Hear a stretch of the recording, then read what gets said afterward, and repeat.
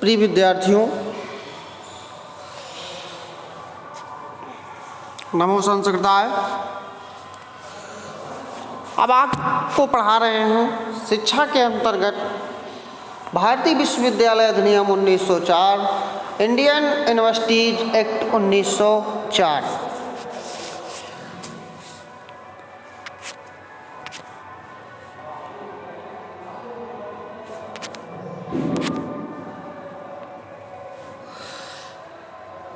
इसमें क्या हुआ कि लॉर्ड कर्जन, अगर इस किताब की हिसाब से पढ़ें हम तो लिखा है लॉर्ड कर्जन की सरकार ने भारतीय विश्वविद्यालय आयोग के सुझावों सिफारिशों के आधार पर एक विधेयक तैयार किया। विधेयक ने 21 मार्च 1904 को पारित होकर भारतीय विश्वविद्यालय अधिनियम के रूप ग्रहण कर लिया। भारतीय अधिनियम द्वारा विश्वविद्यालय प्रशासन अधिकार क्षेत्र में अनेक महत्वपूर्ण परिवर्तन किया। नंबर 1, सीनेट के सदस्यों की संख्या को सीमित करके यह निश्चित कर दिया कि उनकी न्यूनतम संख्या 50 एवं अधिकतम 100 संख्या होगी। वह अपने पद पर आजीवन न रहकर केवल 5 वर्ष रहेंगे। इसने कह दिया कि कोई भी सदस्य 5 वर्ष से ज़्यादा नहीं रह सकता, आजीवन नहीं रहेगा, 5 वर्ष तक ही रहेगा। दूसरा, इसने क्या किया, हमने अभी पढ़ाया था कि सीनेट के सदस्यों को निर्वाचित करने का सिद्धांत प्रतिपादित किया। कहा कि कैसे कोई निर्वाचित होगा, ये बात उसने कहा। तीसरी बात, इसने मद्रास, मुंबई, कलकत्ता विश्वविद्यालयों की सीनेटों की निर्वाचित सदस्यों की संख्या 20 एवं अन्य विश्वविद्यालयों की सीनेट के निर्वाचित सदस्यों की संख्या 15 कर दी। कहाँ कहाँ कर दिया? मद्रास तो था, मुंबई था, कलकत्ता था, इनमें सीनेटों के निर्वाचित सदस्यों की 20 कर दिया और अन्य के 15।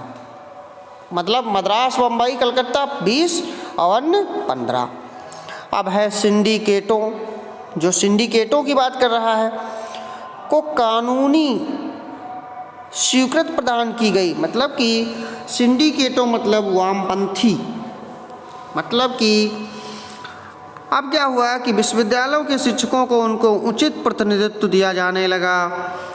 हमने आपको बताया था, इसने कहा कि सीनेट में ऐसे सदस्य को रखे जाएं जो अध्यापक हों, विद्वान हों। इससे पहले आपने पढ़ा।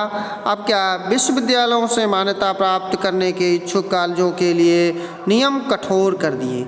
जबकि आपने पहले पढ़ा था तो उसमें कहा जा गया था कि विश्वविद्यालयों के जो नियम हैं, जो कॉलेज मान्यता लेना चाहते हैं, उससे शिथिल कर दिया जाए। इसने क्या कर दिया? कठोर कर दिया। और कहा कि सरकार को सीनेट द्वारा बनाए जाने वाले नियमों में आवश्यकता अनुसार संशोधन या परिवर्तन करने या स्वीकृति देने और उसके द्वारा उचित समय पर नियम बनाए जाने पर स्वयं नियम बनाने का अधिकार मिल गया। अब सारे नियम क्या मिल गए? सरकार को। विश्वविद्यालय के कार्यक्षेत्र में विस्तार कर दिया गया। उनको परीक्षा लेने, अतिरिक्त और अनुसंधान, यानी कि विश्वविद्यालय को और अतिरिक्त अधिकार मिल गया। वो रिसर्च भी करा सकते थे और क्या कर सकते थे? शिक्षण भी कर सकते थे, परीक्षा भी ले सकते थे। अगला 7 इसका नंबर है, गवर्नर जनरल को विश्वविद्यालय की क्षेत्रीय सीमाओं को निश्चित करने का अधिकार दिया गया। कहा गया कि गवर्नर यदि चाहे तो उसका क्षेत्र सीमित कर सकता है। अब हम अगर आप जो हमने नोट्स पढ़ाया है उसके हिसाब से विश्वविद्यालय अनुसार विश्वविद्यालय अधिनियम 1904 के हिसाब से पढ़ें। भारतीय विश्वविद्यालय आयोग के सुझाव एवं सिफारिशों के आधार पर 21 मार्च 1904 को भारतीय विश्वविद्यालय अधिनियम पारित हुआ। इसके कुछ प्रस्ताव थे जो हम लिखे हैं इसी के।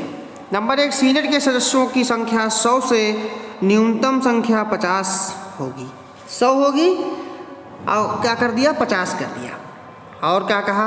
वह अपने पद पर 5 वर्ष तक, आपने पढ़ा है 5 वर्ष ही पढ़े रह जाएंगे, जीवन नहीं, आजीवन नहीं रहेंगे जैसे पहले रहते थे। गवर्नर जनरल विश्वविद्यालय की क्षेत्रीय सीमाओं को तय करने, अभी आपने पढ़ा। और क्या है? विश्वविद्यालय का कार्यक्षेत्र सीमित कर दिया गया। ये सब बातें तमाम थी। अब क्या है? अधिनियम का मूल्यांकन कैसे करेंगे? मूल्यांकन हेडिंग डाल लीजिए।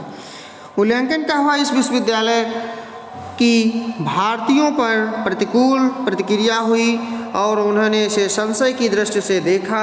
इस अधिनियम के अनेक लाभ भी हुए। विश्वविद्यालय सहायता अनुदान मिलने लगा। कॉलेजों को भवन, पुस्तकालय आदि प्रयोगशालाओं के लिए भी धन मिला कहा जाता है। कॉलेजों का शिक्षण स्तर में सुधार हुआ। पुरानी प्रक्रिया जो थी उसे नई प्रक्रिया में कर दिया गया। ये सब बातें थी।